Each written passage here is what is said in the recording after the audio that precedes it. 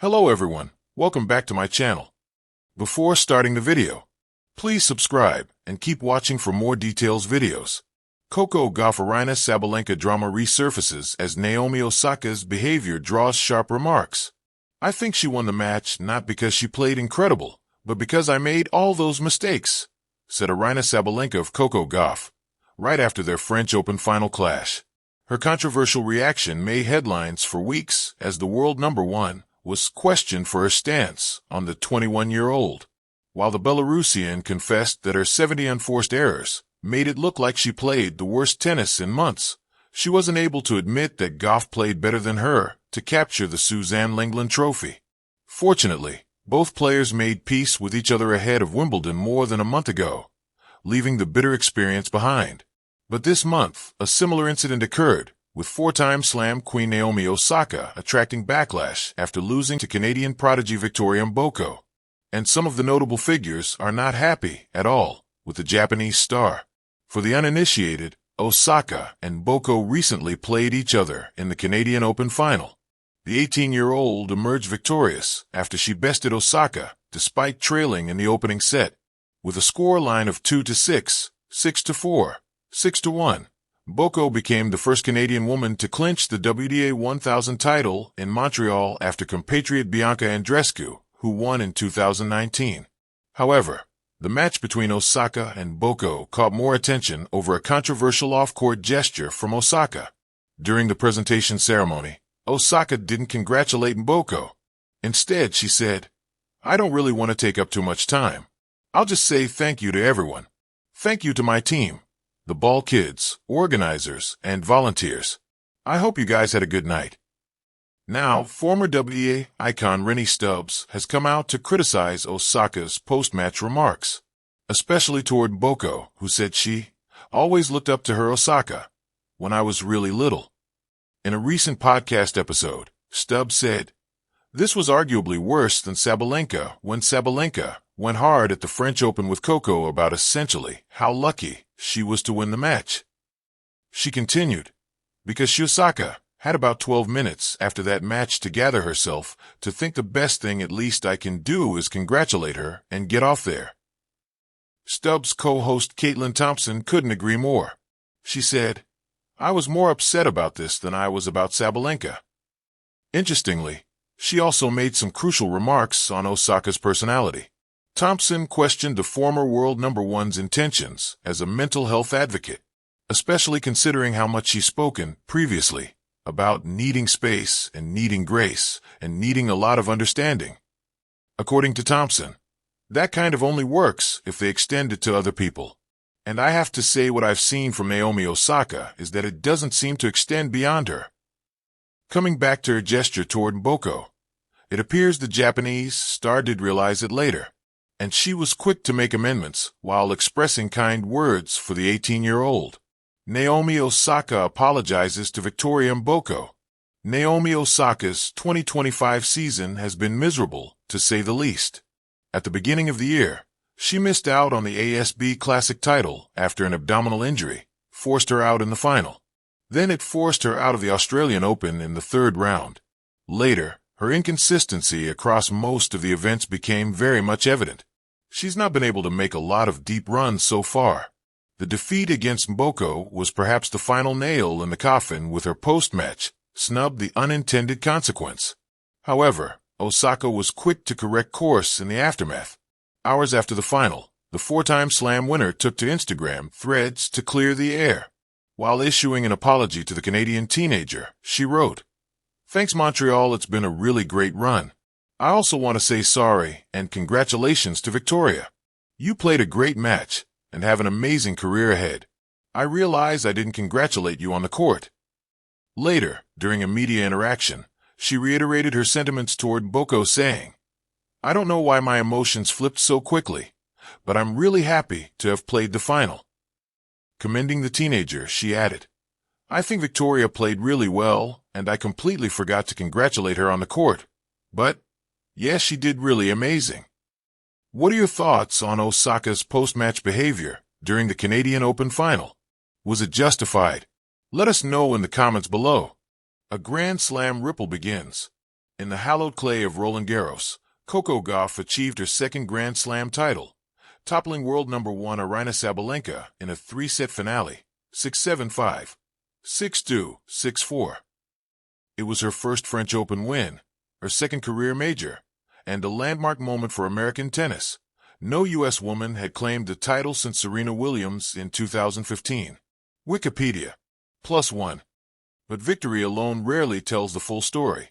Sabalenka struck a raw chord in her post-match remarks, attributing the outcome not to Gauff's superior play, but to her own unforced errors and a supposed magical fluke. SI. Wikipedia.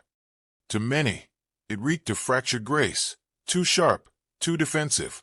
Act 1. The aftermath, tension and turbulence.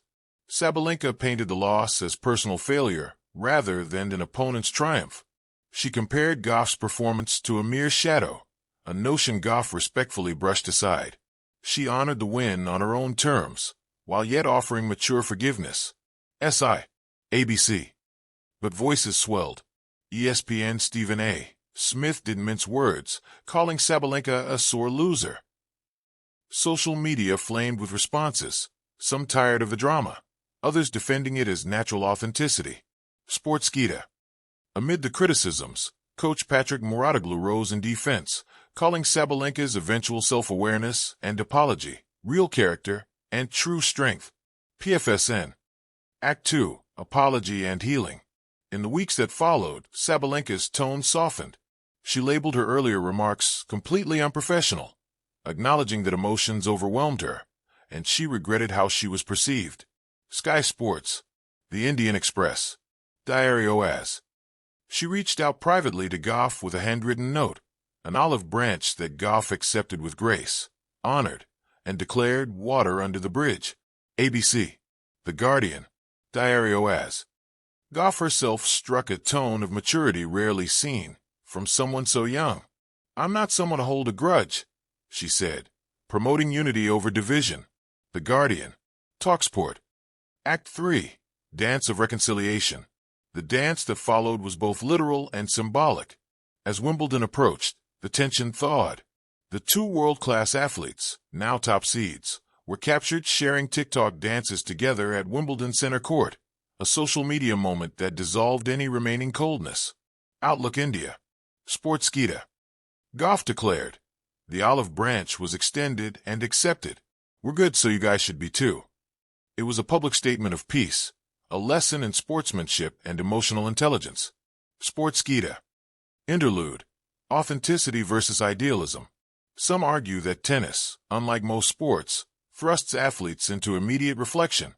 The trophy ceremony is brutal. There's no time to reset, just raw emotion mic'd and magnified. The National. Critics say Sabalenka's initial remarks reflected not pettiness, but humanity. It's one thing to command respect in victory. It's another to navigate defeat with composure. The consensus. Emotional authenticity isn't always poetry, but it is real. The National. Act 4. Osaka's silent storm. Now enters Naomi Osaka. In the Canadian Open final, she was bested by 18-year-old Victoria Mboko in 3 sets. But in the trophy ceremony, she offered barely a nod to her opponent, then skipped both the on-court congratulations and the post-match presser. The silence was louder than applause. News.com.au. Essentially Sports. Former doubles legend Rennie Stubbs found Osaka's actions more jarring than Sabalenka's original misstep, with real consequences for the lesson it sends. Essentially Sports. Osaka eventually issued a public apology on Instagram and through media, acknowledging Boko's performance and reflecting on her own misstep. Essentially Sports. Act V. Parallels and Contrasts.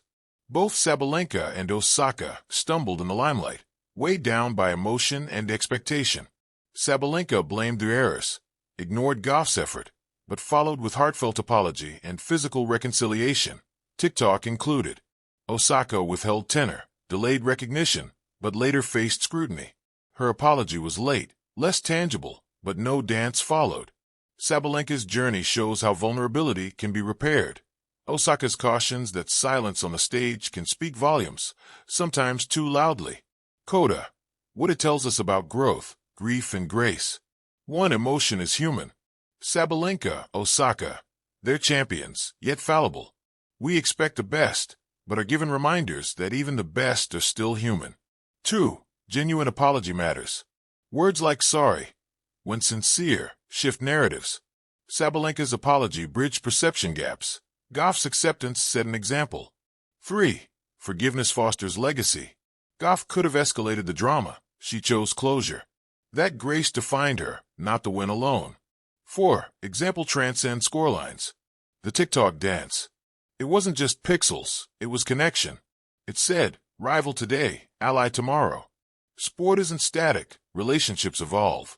5. Silence is power and responsibility. Osaka's initial coldness unsettled many.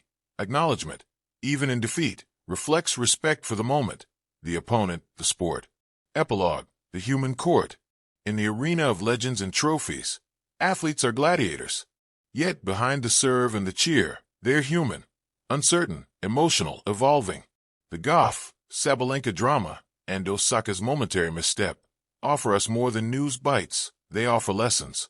In loss, sometimes the hardest serve is emotion, but overcoming the echo of regret can be the most graceful return. And sometimes the humblest gesture, a dance, a note, a thank you, is the most powerful. Sport, at its best, is about stories of resilience, reflection, and redemption. On that court, under the spotlight, greatness isn't just lifting the trophy. It's lifting one another in the end.